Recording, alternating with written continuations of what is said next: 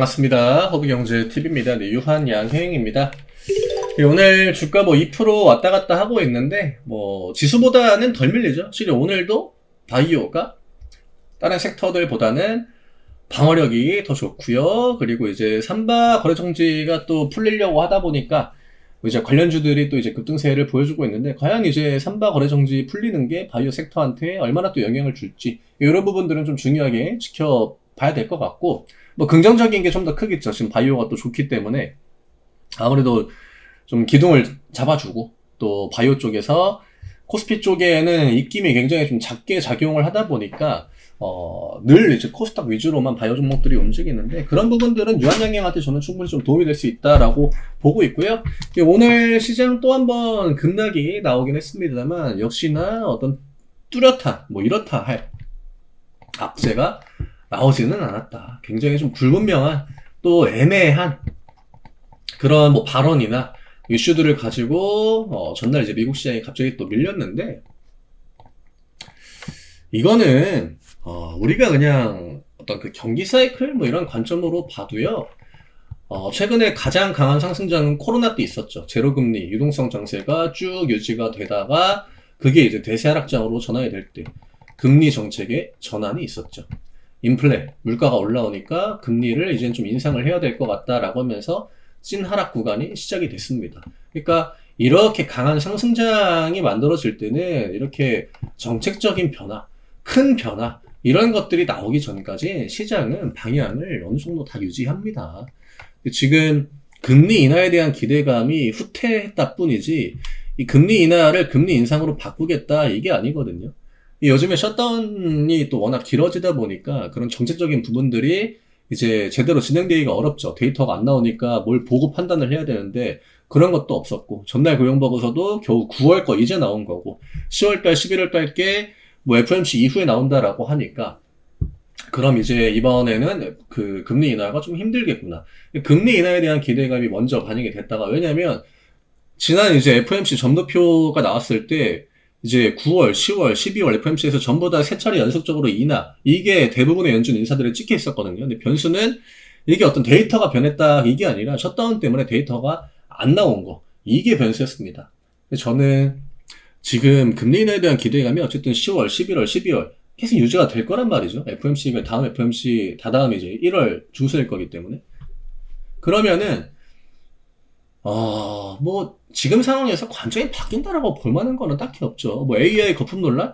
엔비디아가 어쨌든 실적을 던져가지고 미국 시장은 강세 반응을 했습니다. 그러면 거품 논란은 어느 정도 해소가 되었다라고 봐야겠죠. 근데 아직 그 외적인 부분들, 시장의 변동성을 만들 만한 그런 외적인 어떤 기대감을 줄 만한 금리 인하 같은 그런 이벤트, 여기에 대한 부분들이 좀 불분명하다 보니까 시장의 심리가 그냥 또 흔들렸다 정도로 보시면 돼요. 유한양행이 오늘 가격대가 그렇게 크게 흔들린 것도 아니고, 시장이야 당연히 지수 많이 밀리고 종목들도 많이 개별적으로 밀리긴 했습니다만, 저는 아직도 방향을 바꿀 정도의 그런 트리거는 시장 어디에서도 나오지 않고 있다.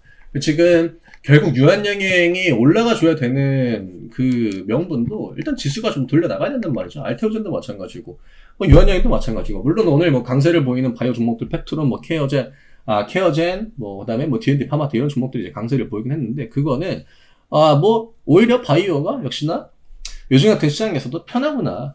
그리고 11월 시장이 좋을 때 초반에도 바이오가 또 올라왔습니다. 그러니까 지수가 위로 올라오든 밑으로 내려가든 바이오가 상대적으로 유리함이 있다, 이런 부분들 충분히 확인이 되고 있기 때문에, 유한양행 주주분들도 주가가 다시 한번 12만원 밑으로 내려오긴 했지만 결국 이런 자리는 쉽게 넘어갑니다. 12만원 넘어가면 12만 5천원까지는 또 자동적으로 가격이 열리게 되는 그런 포지션이고, 지금 추세를 고점을 한번 높이는 거, 이것만으로도 지금 단기 추세에는 저는 큰 문제는 없다라고 봐요.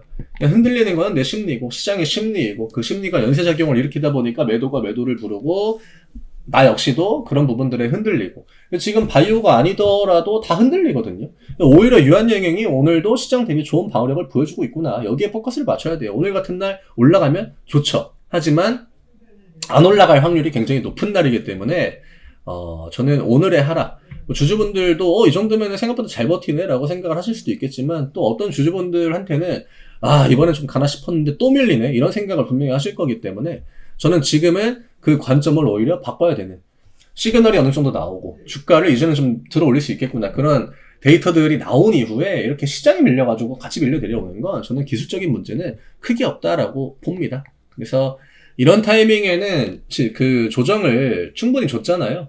시장에서 뭔가 이렇게 좀 안도를 할 만한 그런 이슈들을 한 개, 두 개만 만들어내도 반등은 굉장히 강하게 나옵니다. 중요한 건 어떤 애들을 주도적으로 반등을 좀 만들어 갈 건지, 누가 지수를 끌어올릴 건지, 이거거든요. 근데 지금 포지션을 보면은 바이오가 생각보다 많이 이제 유리한 위치에 있다라고 하는 거. 뭐 그거보다 오늘 시장에서 우리가 뭐 체크할 만한 그런 데이터는, 또 중요한 데이터는 저는 딱히 없다라고 봐요. 그래서 오늘 이 정도로 정리해드리면 될 것 같고요. 저희 블랙 프라이데이 이벤트가 전날부터 또 진행이 되고 있죠. 지금 시장은, 내가 너무 올라가가지고 이게 사기가 좀 무섭다라고 생각을 했던 그런 분들한테는 너무나 좋은 기회입니다. 근데 그런 분들이 지금 시장에, 많이 밀렸으니까 기회네. 이런 생각을 쉽게 하겠습니까? 못하죠. 또 밀렸으니까 밀린 대로 무서워가지고 겁나죠. 하지만 그 공포를 충분히 이겨내고 메리트를 만들어낼 수 있는 그런 시기다라고 봐야 되기 때문에 저희가 또 지금 진행하고 있는 이 1년 중에 또 가장 좋은 혜택을 드리는 블랙 프라이데이 이벤트 잘 활용하셔가지고 이번에는 늦지 않았으니까 그 기회를 같이 한번 좀 잡아나가 보시면 좋을 것 같습니다. 네, 아래쪽에 있는 링크 누르시고요. 편하게 문의 주시면 됩니다. 네, 저는 월요일날 다시 또 인사드리도록 하겠습니다. 감사합니다.